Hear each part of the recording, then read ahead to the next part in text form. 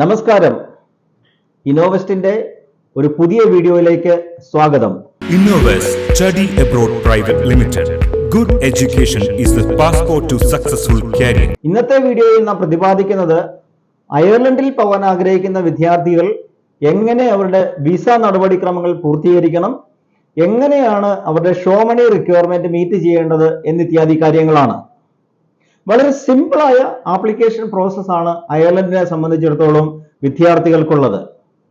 ഓൺലൈനായി അവരുടെ application prepare ചെയ്ത് സബ്മിറ്റ് ചെയ്യുന്നു. അതിനുശേഷം എംബസിയിൽ ഡോക്യുമെന്റ് സബ്മിറ്റ് ചെയ്യുന്നതിന് വേണ്ടി VFSൽ അപ്പോയിന്റ്മെന്റ് എടുക്കുന്നു. അപ്പോയിന്റ്മെന്റ് ലഭിക്കുന്ന മുറയ്ക്ക് നമ്മുടെ എല്ലാ ഡോക്യുമെന്റ്സിന്റെയും ഹാർഡ് കോപ്പിയും പാസ്പോർട്ട് ഒറിജിനൽ ഉൾപ്പെടെ നമ്മൾ VFSൽ സബ്മിറ്റ് ചെയ്യുന്നു. അതിനുശേഷം വിസ ആപ്ലിക്കേഷൻ പ്രോസസ്സ് നടക്കുകയും ഏകദേശം ഒരു മാസം കൊണ്ട് നമ്മുടെ ആപ്ലിക്കേഷൻ പ്രോസസ്സിംഗ് കംപ്ലീറ്റ് ചെയ്ത് ഡിസിഷൻ നമുക്ക് ലഭിക്കുകയും ചെയ്യുക എന്നുള്ളതാണ് അയർലൻഡിനെ സംബന്ധിച്ചിടത്തോളം വിസ നടപടിക്രമങ്ങൾ എന്ന് പറയുന്നത്.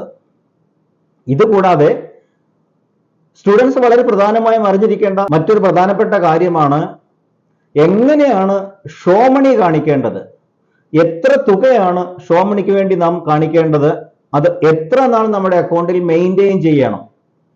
അയർലൻഡിൽ പഠിക്കാൻ ആഗ്രഹിക്കുന്ന വിദ്യാർത്ഥികൾ പ്രധാനമായും അറിഞ്ഞിരിക്കേണ്ട ഒരു കാര്യമാണ് മറ്റു രാജ്യങ്ങളിൽ നിന്ന് വിഭിന്നമായി, അതായത് UK, ഓസ്ട്രേലിയ, ഫ്രാൻസ് തുടങ്ങിയ രാജ്യങ്ങളിൽ നിന്ന് വിഭിന്നമായി അയർലൻഡിന്റെ ഒരു പ്രത്യേകത എന്ന് പറയുന്നത്, അയർലൻഡിന്റെ ഷോ മണിയോടനുബന്ധിച്ചിട്ടുള്ള പ്രത്യേകത എന്ന് പറയുന്നത് എത്ര നാളാണോ കോഴ്സിന്റെ ഡ്യൂറേഷൻ അത്ര നാളത്തേക്കുള്ള ട്യൂഷൻ ഫീസും അത്ര നാളത്തേക്കുള്ള ലിവിംഗ് എക്സ്പെൻസിന് ആവശ്യമായ പണവും നമ്മുടെ അക്കൗണ്ടിൽ നിക്ഷേപിക്കേണ്ടതാണ്.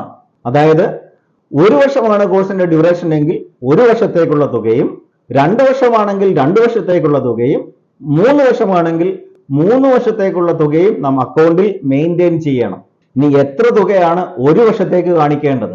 1 വർഷത്തേക്ക് ജീവിത ചെലവിന് വേണ്ടി അയർലൻഡിൽ കാണിക്കേണ്ടത് ഏകദേശം 10,000 യൂറോ ആണ്. എന്നാൽ ഇവിടത്തെ മറ്റൊരു പ്രത്യേകത എന്ന് പറയുന്നത് എത്ര തുകയാണോ ഓഫർ ലെറ്ററിനകത്ത് യൂണിവേഴ്സിറ്റി മെൻഷൻ ചെയ്തിരിക്കുന്നത് ആ തുകയായിരിക്കും സാധാരണഗതിയിൽ പരിഗണിക്കുക. ഇതിൽ കൂടിയ തുക ഏതാണോ അതായിരിക്കും പരിഗണിക്കുക. പ്രത്യേകിച്ച് ഡബ്ലിനിലേക്കൊക്കെ പോകുന്ന സ്റ്റുഡൻസിനെ സംബന്ധിച്ചിടത്തോളം അക്കോമഡേഷൻ കോസ്റ്റ് കുറച്ച് കൂടുതലായതുകൊണ്ട് നാം കൂടുതൽ തുക ലിവിംഗ് എക്സ്പെൻസിന് വേണ്ടി മെയിൻറ്റെയിൻ ചെയ്യേണ്ടതുണ്ട്. അതുകൊണ്ട് ഞങ്ങൾ സാധാരണഗതിയിൽ സജസ്റ്റ് ചെയ്യുന്നത് 1 വർഷത്തെ ജീവിത ചെലവിന് വേണ്ടി 12 ലക്ഷം രൂപയും ആദ്യത്തെ വർഷത്തെ ട്യൂഷൻ ഫീസ് ഇനത്തിലുള്ള തുകയും അക്കൗണ്ടിൽ കാണിക്കണം.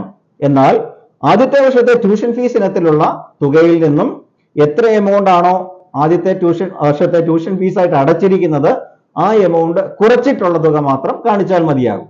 കാര്യങ്ങൾ നിങ്ങൾക്ക് വ്യക്തമായി മനസ്സിലായി എന്ന് വിചാരിക്കുന്നു.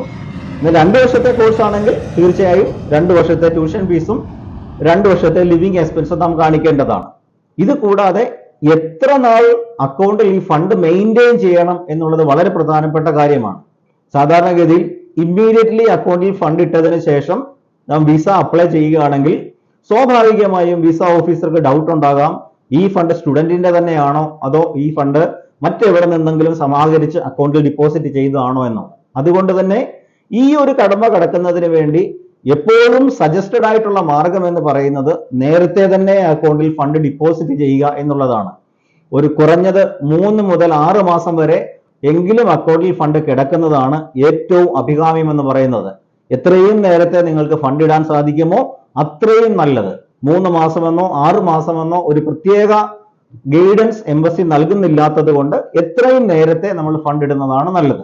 അങ്ങനെ ഫണ്ട് ഇടാൻ സാധിക്കാത്ത വിദ്യാർത്ഥികൾ ആരെങ്കിലും ഉണ്ടെങ്കിൽ ഇവർ ഫണ്ട് എവിടെ നിന്ന് ലഭിച്ചു എന്നുള്ളതിന്റെ സോഴ്സ് എസ്റ്റാബ്ലിഷ് ചെയ്യേണ്ടി വരും. അതായത് വിസ അപ്ലൈ ചെയ്യുന്നതിന് 1-2 ആഴ്ച മുമ്പാണെങ്കിൽ നാം ഫണ്ട് ഡിപ്പോസിറ്റ് ചെയ്യുന്നതെങ്കിൽ ഈ ഫണ്ട് അതുവരെ എവിടെ കിടക്കുകയായിരുന്നു, അല്ലെങ്കിൽ എവിടെ നിന്നാണ് ഈ ഫണ്ട് ലഭിച്ചത് എന്നുള്ളതിന്റെ ഉറവിടം നാം വെളിപ്പെടുത്തേണ്ടിയിരിക്കുന്നു. പല സ്റ്റുഡൻസും ചിലപ്പോൾ സ്വർണം വിറ്റ ഫണ്ടായിരിക്കാം, അല്ലെങ്കിൽ അവർക്കുണ്ടായിരുന്ന എന്തെങ്കിലും അസറ്റ് വിട്ടിട്ടായിരിക്കാം ഈ എഡ്യൂക്കേഷന് വേണ്ടി ഫണ്ട് കണ്ടെത്തിയത്. അങ്ങനെയെങ്കിൽ തീർച്ചയായും അങ്ങനെയുള്ള അസറ്റുകൾ വിറ്റതിന്റെ ഡോക്യുമെന്ററി എവിഡൻസുകൾ നാം എംബസിയിൽ സബ്മിറ്റ് ചെയ്യണം. സ്വർണം വിറ്റ ഫണ്ടാണെങ്കിൽ നാം വിറ്റതിന്റെ ബില്ല്, പർച്ചേസ് ബില്ലും അതുകൂടാതെ നമ്മുടെ അക്കൗണ്ടിൽ ക്രെഡിറ്റ് ആയതിന്റെ ക്രെഡിറ്റ് എൻട്രിയും നമ്മൾ ബാങ്ക് സ്റ്റേറ്റ്മെന്റിൽ നിന്ന് കാണിക്കേണ്ടിയിരിക്കുന്നു. ഇങ്ങനെ വ്യക്തമായ സോഴ്സ് ഉണ്ടെങ്കിൽ മാത്രമേ നമുക്ക് വിസ ഓഫീസറെ ബോധ്യപ്പെടുത്താനായിട്ട് സാധിക്കുകയുള്ളൂ. ഇത് മാത്രം മതിയോ? പോരാ. ഇതുകൂടാതെ സ്റ്റുഡൻസിനെ സ്പോൺസർ ചെയ്യുന്ന പേരൻസിന് അതിനാവശ്യമായ വരുമാനമുണ്ട് എന്നും നാം ബോധ്യപ്പെടുത്തേണ്ടിയിരിക്കുന്നു. അതായത് ഇൻകം പ്രൂഫ്. സ്റ്റുഡൻസിന്റെ പേരൻസ് എന്താണ് ചെയ്യുന്നത്, എന്ത് തൊഴിലാണ് ചെയ്യുന്നത്, അല്ലെങ്കിൽ ബിസിനസ് ആണെങ്കിൽ അത് ബിസിനസിന്റെ ഇൻകത്തിന്റെ സോഴ്സ്, അതല്ല ജോലിയാണെങ്കിൽ ജോലിയോടനുബന്ധിച്ചിട്ടുള്ള പ്രൂഫുകൾ നാം സബ്മിറ്റ് ചെയ്യണം. അപ്പോൾ പ്രധാനമായും അക്സെപ്റ്റബിൾ ആയിട്ടുള്ള ഇൻകം ഡോക്യുമെന്റ് എന്ന് പറയുന്നത് IT റിട്ടേൺസ് ആണ്. 3 വർഷത്തെ IT റിട്ടേൺസ് ആണ് സജസ്റ്റഡ് ആയിട്ടുള്ളത്. അപ്പോൾ 3 വർഷത്തെ ഇൻകം പ്രൂഫും കൂടെ നമ്മൾ സബ്മിറ്റ് ചെയ്യേണ്ടതാണ്. എന്നാൽ ഏതെങ്കിലും സ്റ്റുഡൻസിന്റെ പേരൻസ് വിദേശ രാജ്യങ്ങളിലാണ് വർക്ക് ചെയ്യുന്നതെങ്കിൽ അവിടെ നിന്നുള്ള ഡോക്യുമെന്റ്സ് നിങ്ങൾക്ക് സബ്മിറ്റ് ചെയ്യാവുന്നതാണ്. IT റിട്ടേണിന്റെ ആവശ്യമുണ്ടായിരിക്കുന്നതല്ല. ഇനി അഗ്രികൾച്ചർ ആണ് ഇൻകം എങ്കിൽ അഗ്രികൾച്ചറിനോട് അനുബന്ധിച്ചിട്ടുള്ള വരുമാനത്തിന്റെ സോഴ്സുകൾ നിങ്ങൾക്ക് ഡോക്യുമെന്റ്സ് നിങ്ങൾക്ക് സബ്മിറ്റ് ചെയ്യാവുന്നതാണ്. ഇങ്ങനെ വളരെ ട്രാൻസ്പെറന്റ് ആയ ഒരു സിസ്റ്റമാണ് അയർലൻഡിൽ വിസയ്ക്ക് വേണ്ടി വിദ്യാർത്ഥികൾക്ക് ഉള്ളത്.